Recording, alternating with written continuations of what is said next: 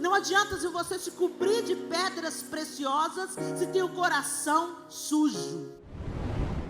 1 Pedro 3, a partir do verso 1, o texto diz assim: semelhantemente, vós mulheres, sede sujeitas aos vossos próprios maridos, para que também, se alguns não obedecem à palavra, pelo porte de suas mulheres sejam ganhos sem palavra.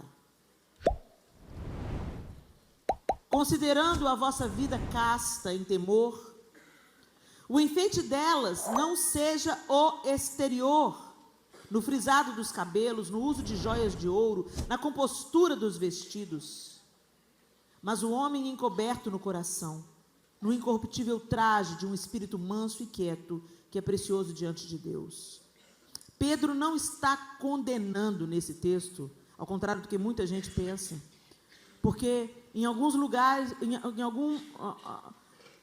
alguns momentos do povo de Deus e da igreja de Deus, onde Deus comparava a igreja a uma mulher, a Israel a uma mulher, Deus fala: eu vou tirar os seus colares, eu vou tirar os seus brincos, eu vou tirar as suas vestes de honra. E ele estava dizendo assim que ia vir com o juízo dele, que ele ia bater.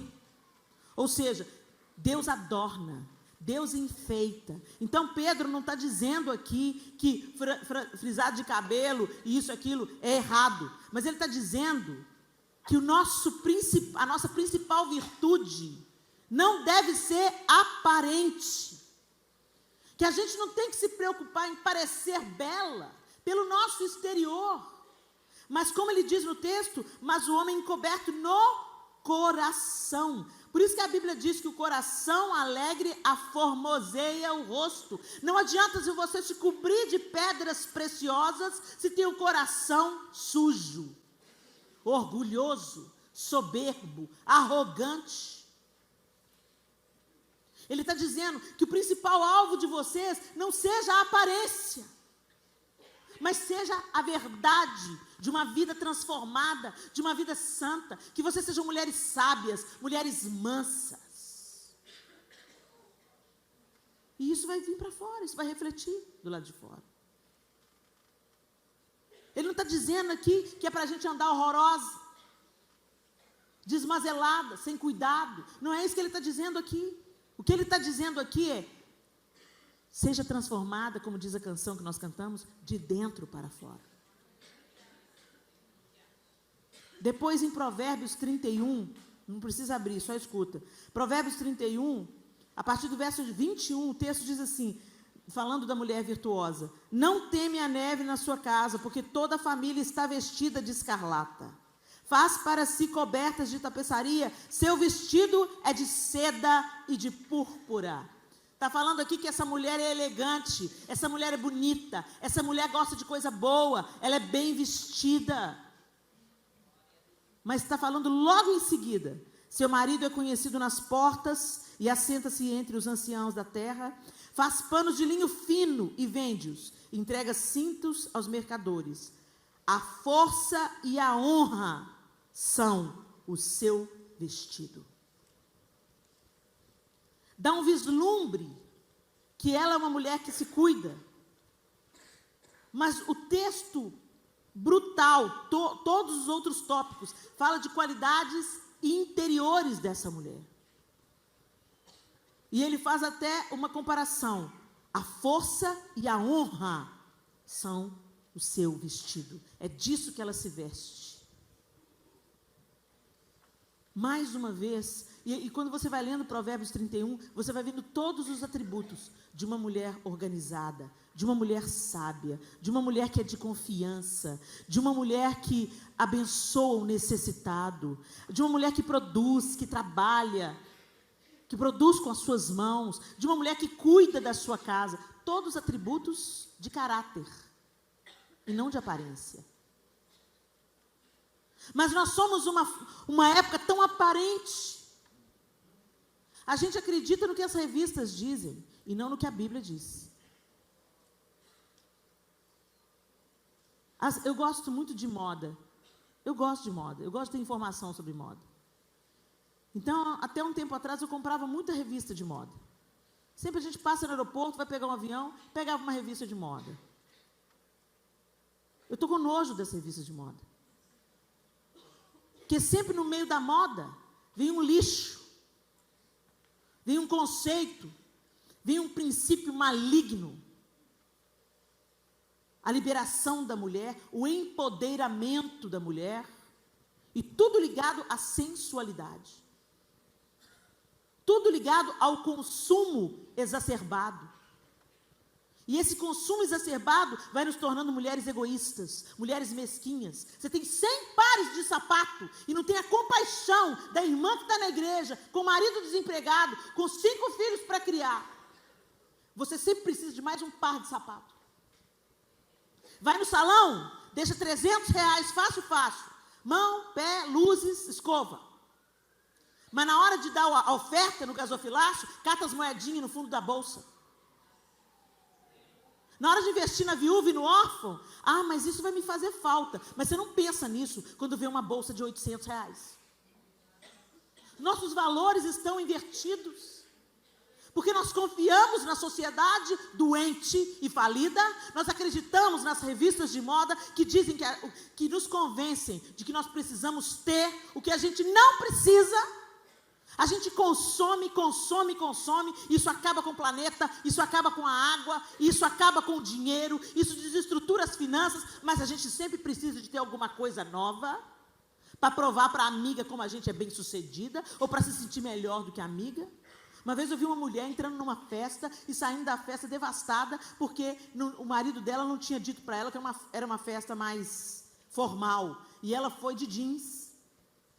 Ela estava linda, em cima de um salto maravilhoso, um jeans bem cortado, escuro, uma camisa de seda com um lação aqui. Mas por que você não me disse? Brigou com o marido e saiu da festa. Por quê? Porque não queria se sentir menor do que as mulheres que estavam na festa? Orgulho. O que está nos movendo, mulheres? Será que nós somos o que Deus planejou que nós fôssemos? Nós somos essas mulheres que prestam socorro, que visita a amiga que está passando o luto, que acode o necessitado, que cuida do órfão, da viúva? Ou nós estamos focadas em nós mesmas, nos nossos sapatos e bolsas, no nosso closet cheio de roupas, na nossa aparência de sucesso, postando nas redes sociais como nós somos bem-sucedidas, ou invejando aquelas que parecem ser bem-sucedidas? Porque ou a gente se acha, ou a gente está no outro lado, que inveja e julga. Fulano é tão metida, nojenta. Ou seja, de qualquer um dos lados, a coisa está ruim.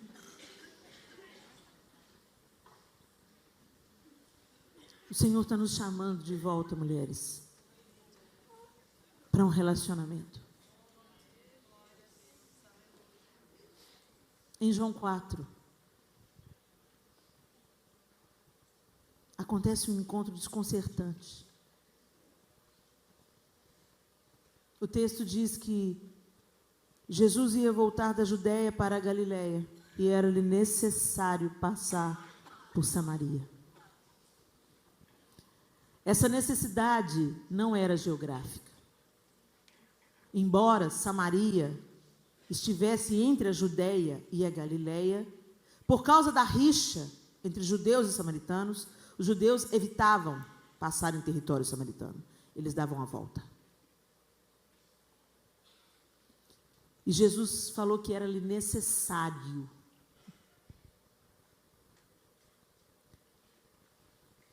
Essa é a primeira coisa curiosa desse texto. Era-lhe necessário. Tinha uma alternativa, tinha outro caminho.